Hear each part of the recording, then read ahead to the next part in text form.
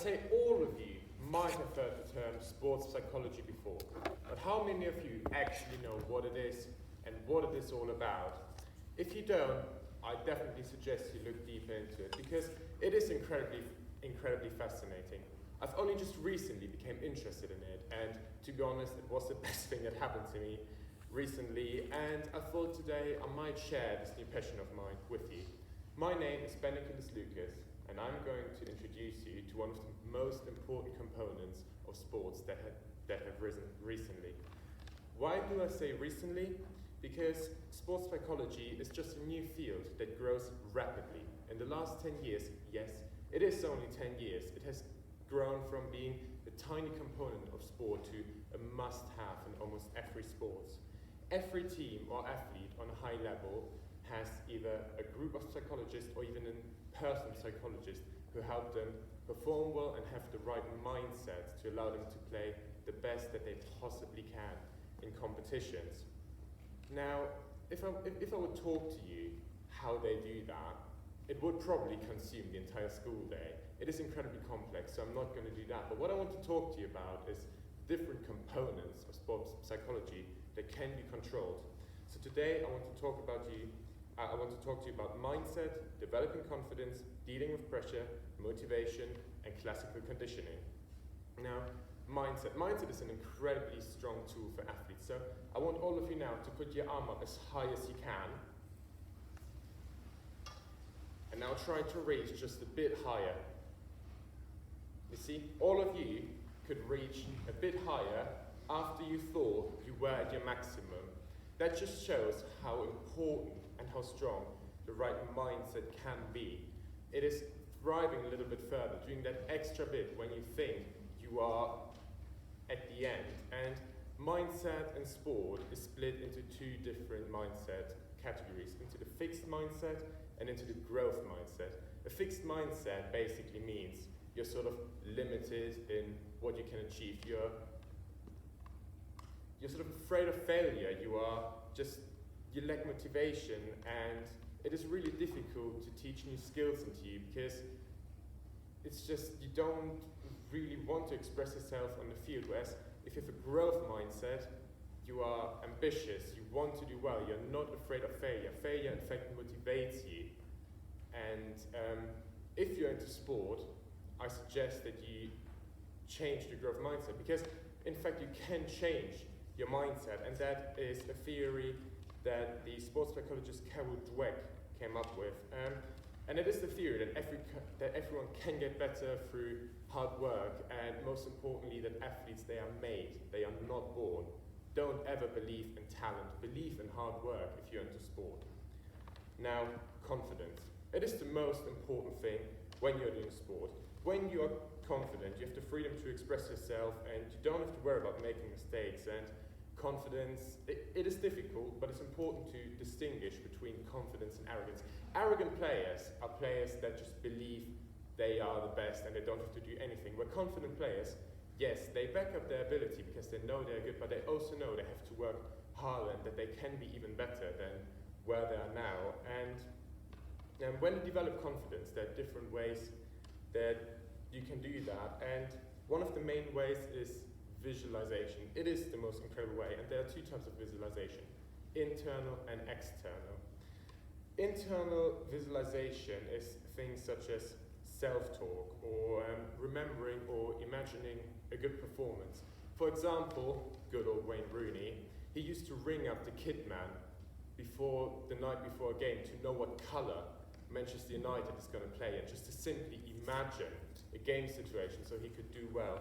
Whereas external visualization would be watching back a good performance or sort of even looking at pictures of a game where you did well can be enough. And the last and probably most difficult component of developing confidence is body language. Chest out, head up high. It tricks, in fact, your body into thinking you're confident because brain and body are ultimately linked. If you stand like that rather than like that, it tricks your brain into thinking you're confident even when you're not. One of the greatest examples of that is probably the New Zealand haka. It gives players confidence even when they're scared before a final or an important game. Now, when it comes to pressure, one thing you have to understand as an athlete is pressure is, in fact, a privilege. If you feel pressure, it means you're doing something important and you want to do well. And if you frame pressure right, it can get you into a mental state and a state of adrenaline where it helps you perform to the best you can. Now, the danger of pressure is that if you have too much pressure, too much adrenaline, teams or athletes can choke in sort of important game situations.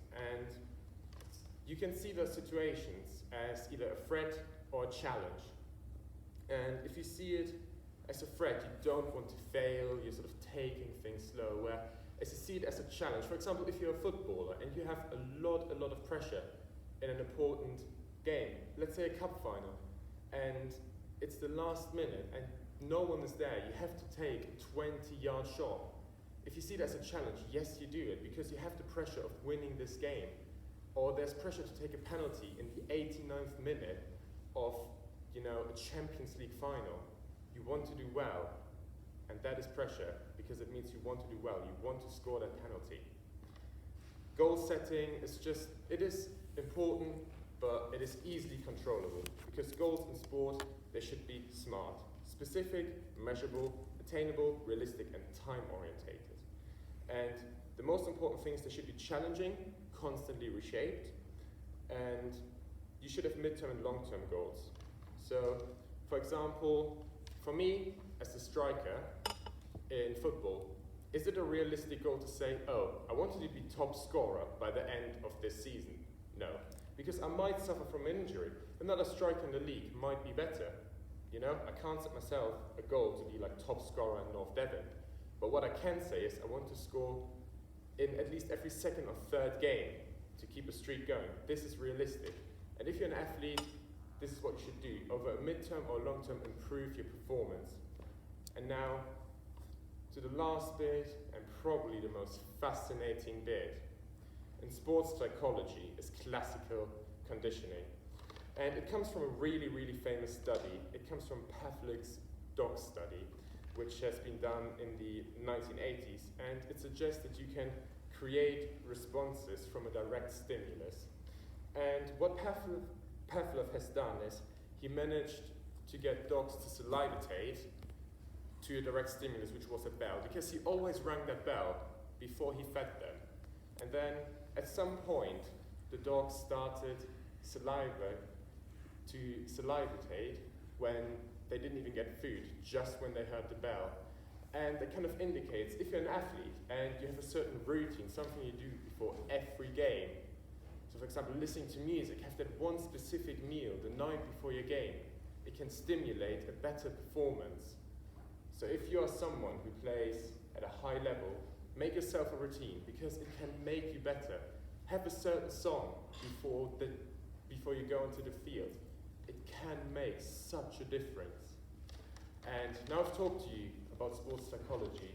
I hope if athletes are among the audience, I hope you take that advice. And even when it comes to school, everything I just said, you can apply it to school. Setting goals, dealing with pressure before exams. It doesn't need to be about sport. I have focused it on sport because, as all of you possibly know, sport is my passion. I want to study it, I do it every day.